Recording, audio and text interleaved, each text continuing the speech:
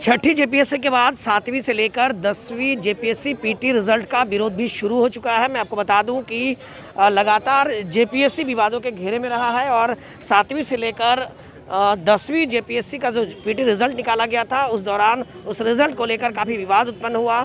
अभ्यर्थियों का कहना है और आरोप है जेपीएससी पर कि जो रिजल्ट प्रकाशित किया गया है इसमें कई त्रुटियां हैं और इसी मांग को लेकर पूरी परीक्षा प्रणाली को ही रद्द करने की मांग को लेकर लगातार जेपीएससी अभ्यर्थियों की ओर से आंदोलन किया जा रहा था। और इसी आंदोलन की कड़ी में मंगलवार को मोराबादी मैदान से जेपीएससी के जो अभ्यर्थी हैं वो जेपीएससी कार्यालय घेराव करने के लिए कूच कर रहे थे। मैं अपने कैमरे के माध्यम से दिखाना चाहता हूं। लोग जो हैं वो जेपीएससी कार्यालय की ओर कूच कर रहे थे, लेकिन पुलिस प्रशासन की मुस्तैदी के कारण उन्हें आगे बढ़ने नहीं दिया गया और उन्हें यहां पर कहा जा रहा है और उन पर जब अभ्यर्थी जब आक्रोशित हुए तब उन पर लाठीचार्ज भी पुलिस की ओर से किया गया है। और इसके अलावा मैं आपको बता दूं कि इस आंदोलन का समर्थन देने के लिए कई विधायक भी पहुंचे हैं, जिसमें भानु प्रताप शाही, लंबोदर महतो और नवीन जायसवाल भी हैं।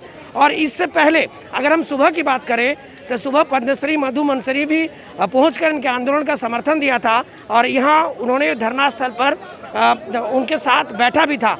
तो कुल मिलाकर कहें तो यह आंदोलन लगातार जारी रहने की बात कही जा रही है।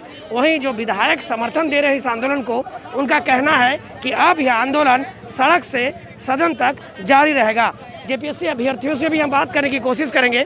आइए कुछ अभ्यर्थियों से जानने की कोशिश करते हैं कि आखिर उन पर जो लाठीचार्ज हुआ किस अचानक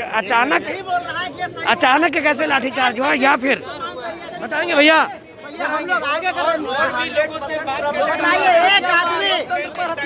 लाठीचार्ज क्यों किया गया आप लोगों के साथ? लाठीचार्ज इसलिए क्या किया, हम लोग को आगे नहीं जाने दिया जा रहा है। हम लोग को बोला जा रहा है कि यही से आप लोग वापस जाइए। अध्यक्ष द्वारा बोला जाता है कि आज हम लोग की मुलाकात होगी यहाँ अध्यक्ष में जेपीएससी आयोग में, इसीलिए लाठीचार्ज किया गया। हम लोग की तरफ से किसी तरीके का कोई पथराव नहीं, कोई उग्र नहीं हुआ। जेपीएससी अभ्यर्थियों का साफ तौर पर कहना है कि वो लोग शांतिपूर्ण तरीके से जेपीएससी कार्यालय का घेराव करने जा रहे थे और उन्हें मोराबादी मैदान के हॉकी स्टेडियम के ठीक सामने बैरिकेडिंग लगाकर रोक दिया गया और उसी दौरान उन पर लाठीचार्ज भी हुई। हालांकि जो विधायक इनके समर्थन में पहुंचे हैं उनका साफ तौर पर कहना है अब इस लड़ाई को सड़क से सदन तक लड़ा जाएगा। जी ने किया था अपना शर्ट हेमंत सोरेन के विधायकों ने विधानसभा के अंदर फाड़ा था और जब इनकी सरकार बनी वही छठी जेपीएससी का रिजल्ट निकाल करके गैरवाजिब तरीके से लोगों को बहाल कर दिया, जिस पर हाईकोर्ट ने कॉग्निजेंस लेते हुए उसको स्टे कर दिया। आपको मालूम है अब फिर 7वीं जेपीएससी में जिस तरह से सिलसिलेवार रिजल्ट आया है, जिस तरह से सिलसिलेवार इन्होंने अपने परिवार को, झामुमो के लोगों को, कांग्रेस के लोगों को सदस्य जेपीएससी बनाने का काम किया है और एक ही कमरा के छात्रों को पास कराने का काम किया है, चाहे वो मुख्यमंत्री के विधानसभा क्षेत्र के सेंटर का बात हो, चाहे वो वित्त मंत्री के सेंटर का क्षेत्र का बात हो। तो इससे साबित होता है कि आने वाला समय में जेपीएससी में बहुत बड़ा घोटाला हुआ है, जिसको वेरिफिकेशन करने के लिए, वेरीफाई करने के लिए ये प्रोटेस्ट को ये लोग रोकने का काम कर रहे हैं। लेकिन हम लोग भाईवाद, भतीजावाद, भगिनावाद, दमादवाद नहीं चलने देंगे। झारखंड में झारखंडवाद चलेगा। झारखंड के बच्चों को ही बहाली करना होगा। आप चाहेंगे कि 70 लाख रुपया लेकर के हम बाहर के लोगों को या अपने हिसाब से लोगों को बहाल कर दे, तो इसका पुरजोर विरोध हम लोग करेंगे। तुम्हारी जेल कितनी बड़ी है ये अभी हम लोगों को देखना होगा, तो हम लोग देखेंगे। जेपीएससी में जिस तरह से अनियमितता बरती गई और जो पीटी का रिजल्ट जारी हुआ उसमें जो बड़े जो ज़्यादा मार्क्स लाए वो फेल कर गए और कम मार्क्स वाले पास कर गए। अपनी बात को बात करने के लिए शांतिपूर्ण ढंग से जेपीएससी कार्यालय सभी स्टूडेंट के साथ हम लोग जा रहे थे।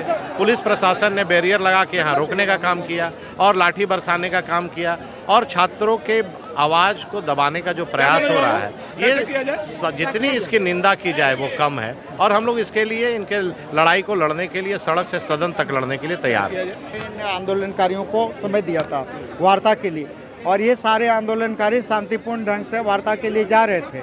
फिर ऐसी स्थिति में बीच में अचानक इन निरीह और निर्दोष छात्रों पर बर्बरतापूर्ण लाठीचार्ज किया जाना अत्यंत ही दुर्भाग्यजनक और निंदाजनक घटना, इसकी हम लोग घोर निंदा करते हैं और सरकार से आग्रह करते हैं कि इस लाठीचार्ज की उच्च स्तरीय जाँच कराए।